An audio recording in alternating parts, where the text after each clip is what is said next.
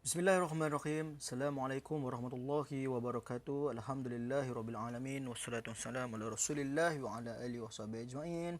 Rabbi shrah li sadri wa yassir li amri wa hlul 'uqdatam min lisani yafqahu qawli.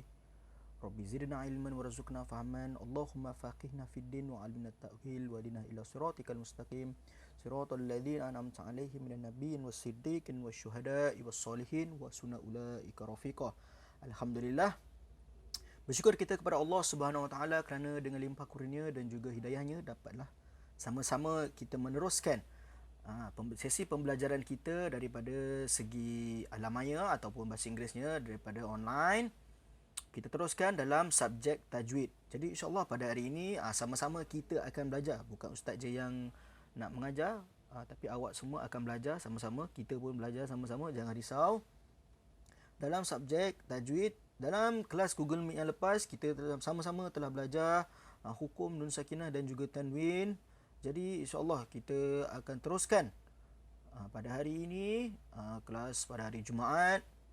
Kita akan sambung unit seterusnya, iaitu unit yang kedua, iaitu izhar halqi. Jadi insya-Allah pada hari ini kita akan belajar satu tajuk yang baru. Dia tetap ada kena-mengena juga nun sakinah dan juga tanwin. Kerana apa? Nanti awak semua akan perhatikan pada maksud izhar halqi itu sendiri. Kenapa dia halqi? Halqi maksudnya dia datang daripada halqum, halqi. Semua hurufnya ada menggunakan halqum. Nanti awak akan dapat perhatikan izhar apa maksudnya. Izhar maksudnya jelas. Zahir. Zahir itu jelas, maka dia jelas, dan halqi itu datang daripada halqum. Itulah maksud izhar halqi.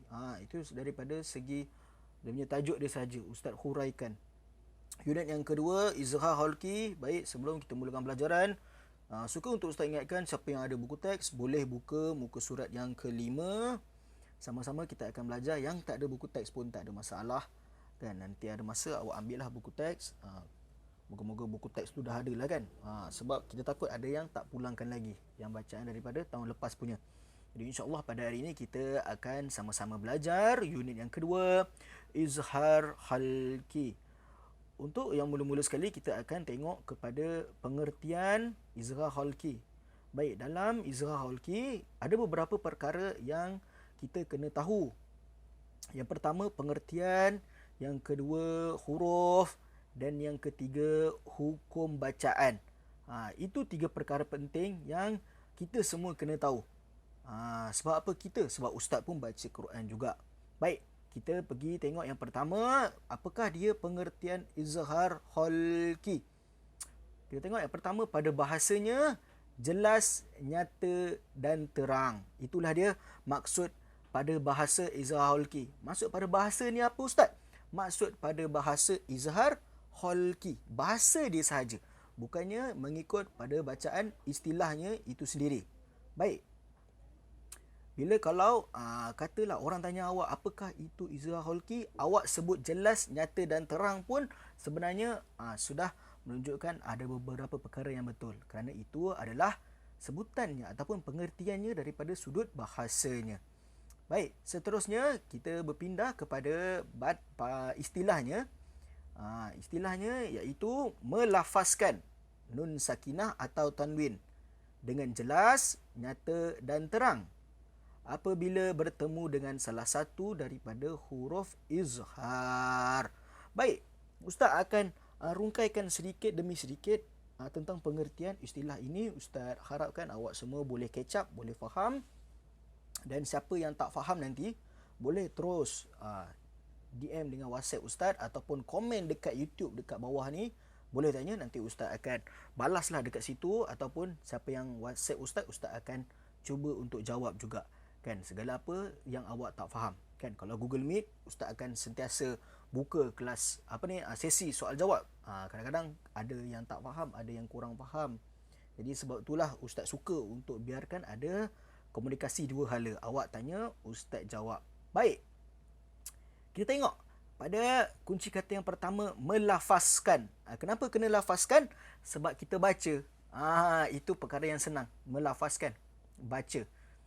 Baik, nun sakinah atau tanwin. Ini adalah huruf yang pertama yang awak akan tengok dalam izhar khalqi ini.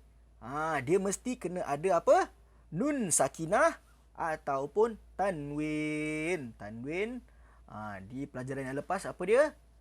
Dia ada dua baris atas, ada dua baris bawah, dua baris depan, ataupun dua baris fathah, dua berbaris kasrah dan juga dua berbaris dhammah. Itulah dia tanwin. Nun sakinah macam mana pula? Betul. Ada yang jawab tu bagus. Nun sakinah dia ada yang tak ada tanda, dia ada yang tanda macam tanda bulan separuh ataupun tanda bulan yang penuh. Tapi kali ni nanti kita akan tengok macam mana rupa nun sakinahnya. Kerana ia berjumpa dengan huruf izhar. Ustaz, huruf izhar tu apa Ustaz? Huruf izhar kita akan belajar selepas ini. Selepas ini kita akan tengok apakah dia huruf izhar itu sendiri. Baik. Seterusnya, melafazkan nun sakinah atau tanwin dengan jelas, nyata dan terang. Nampak? Dengan jelas, nyata dan terang. Tiga perkataan ini dia datang daripada maksud bahasa izhar khalqi itu tadi. Kan? Siapa perasan tadi? Pada bahasanya dia tulis jelas, nyata dan terang.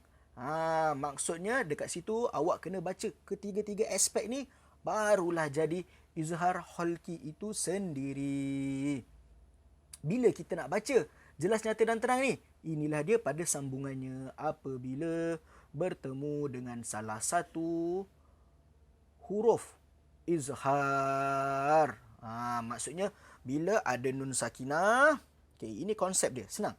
Bila ada nun sakinah, bila ada ataupun bukan dia sekali nun sakinah ataupun tanwin, dia berjumpa dengan salah satu huruf izhar, awak kena baca dengan jelas, nyata dan terang.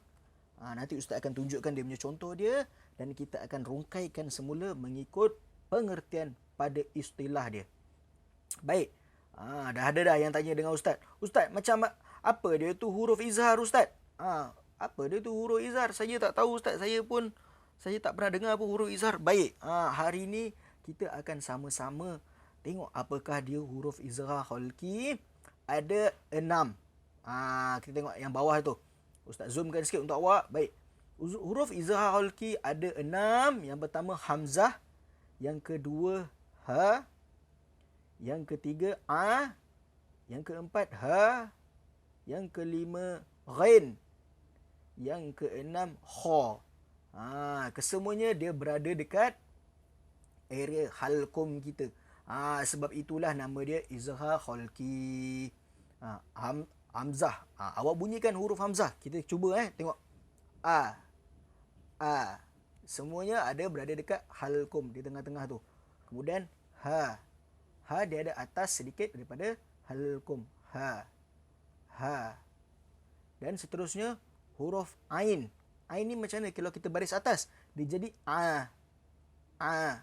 A tu dekat mana? A bukan dekat mulut awak, tapi dekat sini. Macam tu. Dia tak adalah macam sengau kan. Nanti orang buat tak ada. Dia bukan tak sengau sangat. Dia dekat sini saja, dekat area halqum awak. Dan seterusnya ha. Apa beza ha dengan ha? Ha bulat tadi, ha yang pertama tadi ni, dia dekat sedikit atas daripada kedudukan halqum awak. Awak boleh rasa ha dan juga ha. Ha betul-betul di tengah-tengah halqum awak kan. Di tengah kerongkong awak. Baik, seterusnya huruf ghain. Ghain baris atas bunyinya apa? Bagus. Ada yang sebut gha. Sambil-sambil awak sebut gha, pegang dekat area kerongkong awak ataupun area halqum awak kan. Gha. Dan seterusnya huruf kha. Kha betul-betul berada di pangkal kerongkong awak. Kha awak boleh rasa. Dekat anak tekak awak tu awak boleh rasa kan. Kha. Macam mana nak ingat Ustaz? Kita akronimkan dia jadi a ha a kha. A ha a ha gha kha. Kat situ dah ada 6. Semuanya dibariskan atas biar awak boleh ingat dia punya huruf dia. Huruf dia ada 6, iaitu hamzah, ha, ain, ha, ghain, ha. Ustaz pun hampir confuse sebab dia bukan huruf gha, dia huruf ghain, tapi ghain baris atas jadi gha. Okey, baik, seterusnya kita akan pergi kepada hukum bacaan izhar khalqi. Okey, baik. Hukum bacaan izhar khalqi ialah wajib. Dengar wajib dibaca dengan jelas, nyata dan terang bunyi nun mati atau tanwin tanpa dengung. Tanpa dengung, tak ada dengung apabila bertemu dengan huruf-huruf izhar. Apabila bertemu dengan huruf-huruf izhar. Macam mana tu, Ustaz? Wajib dibaca dengan jelas, nyata dan terang tanpa dengung. Tanpa dengung tu, dia tak ada dengung lah. Kita akan bunyikan terus bunyi nun ataupun bunyi tanwin itu dengan jelas. Macam mana bunyinya? Kita akan tengok pada contoh seterusnya. Kita tengok Kita pergi kepada huruf hamzah. Kita akan tengok dan juga kita akan tengok melalui dia punya maksud itu sendiri. Ustaz akan zoomkan pada huruf hamzah ini. Satu kalimah dan dua kalimah. Satu kalimah tu apa? Maksudnya dia bertemu hamzah dan juga huruf izhar pada satu kalimah yang sama. Awak tengok perkataan wayan auna ini. Wayan auna ini adalah dalam satu kalimah yang sama. Baik, kita tengok sama-sama. Dekat sini huruf perkataan yang pertama iaitu wayan auna. Sama-sama sebut wayan auna. Ustaz, kenapa dia tak ada dengung? Itulah dia. Kerana dia berjumpa dengan huruf izhar. Dekat sini mana huruf izharnya selepas huruf nun? Huruf hamzah. Itulah dia huruf izharnya. Jadi awak tak boleh baca dengung. Dia wajib baca tanpa dengung. Kalau dengung macam mana, Ustaz? Dengung tu contohnya macam inilah. Ini kalau Ustaz dengungkan. Ini cara bacaan yang salah ya. Ustaz baca untuk rujukan awak semua. Kalau dia dengung macam ni, dia jadi waya'auna. Waya'auna. Itu dia salah. Sebab apa dia salah? Sebab dia dibaca secara dengung. Jadi suka untuk Ustaz ingatkan, cara bacaan tanpa dengung ialah awak sebut dengan jelas bacaan huruf nun itu sendiri. Dengan bacaan contoh macam wayan auna. Itulah dia. Wayan auna. Itu untuk satu kalimah. Dan dua kalimah, apa contoh dia? Min ahli. Min ahli. Sebut dengan jelas bacaan nun sakinah itu sendiri. Macam mana kita nak relatekan dengan ataupun kita nak kaitkan dengan pengertian dia? Kita tengok pengertian dia. Pengertiannya ialah tak boleh zoom pula.